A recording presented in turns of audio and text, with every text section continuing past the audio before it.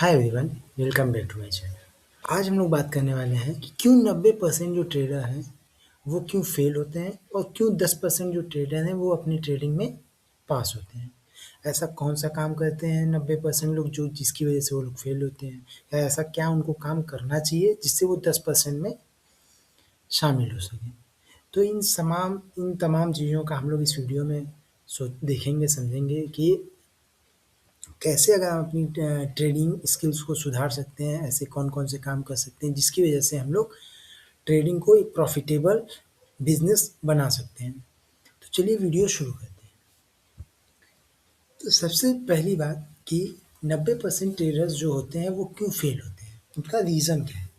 तो 90% जो ट्रेडर होते हैं, जो 90% ट्रेडर होते हैं, वो सबसे पहली चीज़ वो तो कहीं न कहीं से किसी न किसी का देख कर के आते हैं। मार्केट में आते हैं किसी न किसी का देख के, या कहीं न्यूज़ से देख लिए, या ट्रेडिंग के बारे में जान गए कहीं से, किसी दोस्त के मुँह से सुन लिए, या जैसे भी। तो वो लोग डायरेक्ट मार्केट में आते हैं तो पैसे कमाने के लिए आते हैं। ना मार्केट को समझते हैं, ना मार्केट को देखते हैं, ना मार्केट की एनालिसिस करते हैं, बस सोचते हैं कि ये भाई ऐसे-ऐसे है चीज़ें, थोड़ा बहुत टर्म्स वगैरह जान गए मार्केट का और फिर मार्केट में कूद जाते हैं पैसा लेकर के काम करने के लिए, जिसकी वजह से वो लोग लॉस करते हैं। ना उनको टाइम फ्रेम का पता है कि डेली टाइम फ्रेम कब यूज़ करना है, क्या है, कैसे है, मार्केट स्ट्रक्चर क्या होता है, ऑर्डर ब्लॉक क्या होता है, इम्बैलेंस क्या होता है, फेयर वैल्यू गैप क्या होता है, स्ट्रक्चर क्या होता है। सारी चीज़ों को नज़रअंदाज करके मार्केट में वो लोग कूद जाते हैं, जिसकी वजह से वो लोग लॉस करते हैं। और 10% लोग क्या करते हैं, इन सारी चीज़ों को देखते हुए अपना रिस्क मैनेज करते हैं, अपना मनी मैनेज करते हैं, जिसकी वजह से वो लोग एक प्रॉफ़िटेबल ट्रेडर होते हैं। एज़ अ ट्रेडर हमको क्या-क्या ऐसा करना चाहिए जिसकी वजह से हम एक एज़ अ प्रॉफ़िटेबल ट्रेडर बन सकें। इस वीडियो में हम लोग यही समझने वाले हैं कि एज़ अ ट्रेडर हम लोग ऐसा कौन-सा काम करें, ऐसा कौन-सा काम ना करें जिसकी वजह से हम लोग एक प्रॉफ़िटेबल ट्रेडर बन सकें। ठीक? तो सबसे पहले समझते हैं कि प्रॉफ़िटेबल ट्रेडर जो होते हैं वो क्या काम करते हैं। प्रॉफ़िटेबल ट्रेडर जो होते हैं वो करते क्या हैं?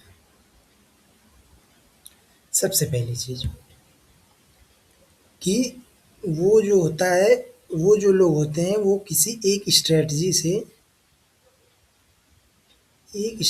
से स्टिक रहते हैं। स्टिक मतलब कि पूरी मतलब वो जो भी ट्रेड करेंगे उसी एक स्ट्रैटेजी को, वन स्ट्रैटेजी, दे यूज़ ओनली वन स्ट्रैटेजी और उसके अलावा कुछ नहीं।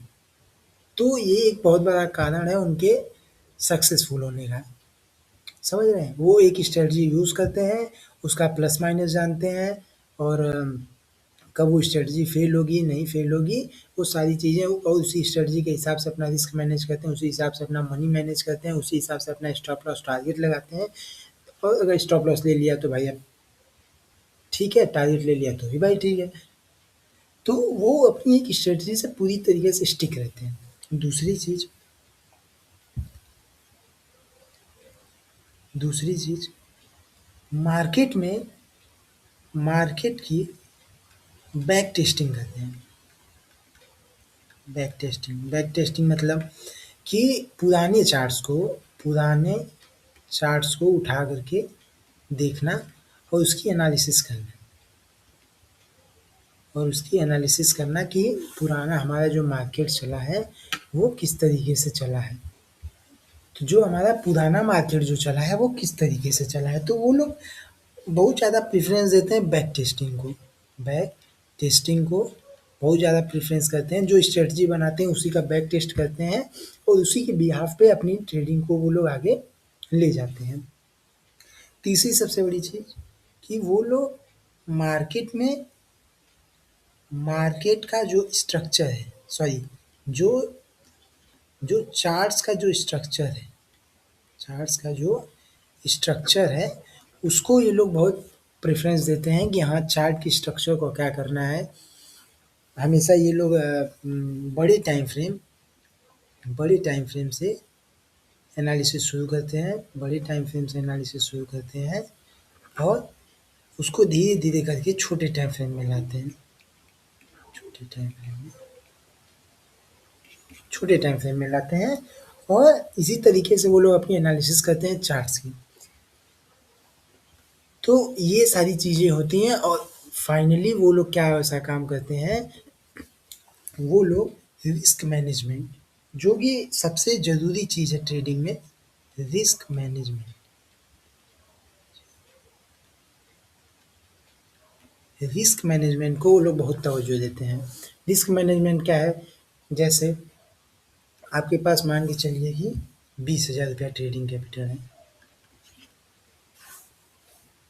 जो लोग डिसिप्लिन ट्रेडर रहेंगे वो 20,000 का क्या करेंगे कि दिन भर में 2 ट्रेड 3 ट्रेड करेंगे। सब पे अपना 5% 8% 10% जिसका जिस हिसाब से कैपिटल है वो उस हिसाब से उसका रिस्क रखेगा, उस हिसाब से वो अपना टारगेट रखेगा। तो उससे क्या होता है कि जो हमारा कैपिटल रहता है वो हमारा सेफ रहता है।